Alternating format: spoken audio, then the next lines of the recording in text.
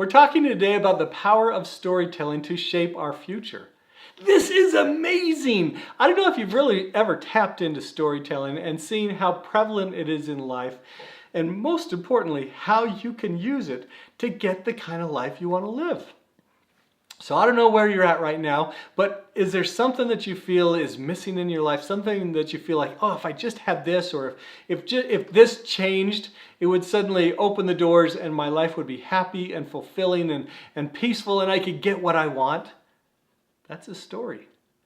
We're going to share today about how to change the stories so you can get what you want out of life.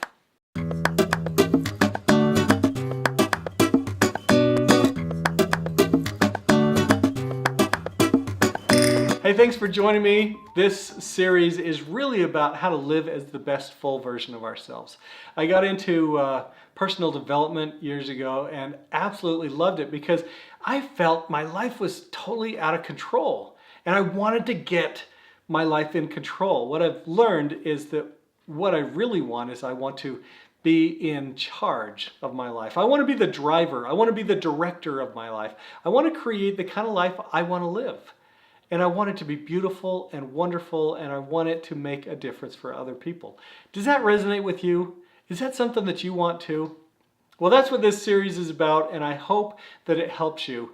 And one of the things that's most important is to understand the stories that we tell ourselves. Stories are these amazing things, but stories also keep us stuck. See, a lot of times we will have these limiting beliefs about ourselves, and these stories, these limiting beliefs, such as I can't do math, or I'll never be rich, or people don't like me, or I'm fat, or I can't speak in public, or I'll never be a good mom, or I mean just all of these things. These are stories that we tell repeatedly to ourselves over and over and over again, and then we wonder why we're stuck. Interesting, huh? Well, if you kind of evaluate all these things, it really comes down to this inner belief about ourselves and these core stories that we tell. So I have another series on YouTube. It's called Are We Novice Gods? And I know that's got a little scary title because people think, oh, it's all about religion. It's not. It's about the idea that I've heard over and over again in personal development that we are creators and that we create our own reality. That what we believe about ourselves and the world around us, that is what actually manifests. That's what actually comes about. And so it is these core stories that we tell ourselves and that we believe ourselves about ourselves and the world around us that keeps those things reappearing in our lives, so that we just come up, the same thing comes up over and over and over again. One of the things that I have found is that I seem to experience the same trial over and over and over again. And I think it's because I haven't yet learned the lesson in the right way so that I can move on to whatever other trials and challenges are out there. But I need to go back and look at what the core story is that is keeping that bad idea, that bad belief system about myself and the world around me, that keeps it coming up until I figure it out and make it change. I don't know if that makes sense to you. So let me just give you an example. So I used to believe that I had to work super hard all the time in order to make money. And then even though I had to work really hard to make money, I wasn't going to make enough money and I wasn't going to work out. And I had that belief about myself. And it showed up in my life all the time. I would get up every morning at 4:15 and I would start working, and I would work through lunch. Well, I mean, I'd have breakfast, but I'd work through lunch, and then when I'd get done, I would often have my cell phone out on the table, as I'm eating dinner with the family, and then if I got a call or a text or something, I was back at it because I believed I needed to work hard in order to make things happen. Well, as I started to recognize that that was a story I was telling myself, and it was a story that was coming true over and over again, I started to think, okay, what if I try an experiment, and rather than believing that, what if I believe in abundance? And I changed my perspective on things. One of the best things that I did that I just absolutely loved is that one summer I took I took one day off each week to spend with my wife. My wife is a school teacher, so summers are when she's free, when we have time together, and she's free and yet I'm working all the time.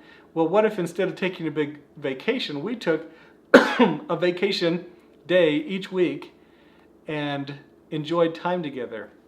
And one of the things that I found was I didn't miss out on work. In fact, I was calmer, I was more relaxed, I got more done. My clients loved me. I got more and more projects. It was absolutely amazing how everything worked out, but it was also the story that I was telling myself was I don't need to work all the time in order to be successful.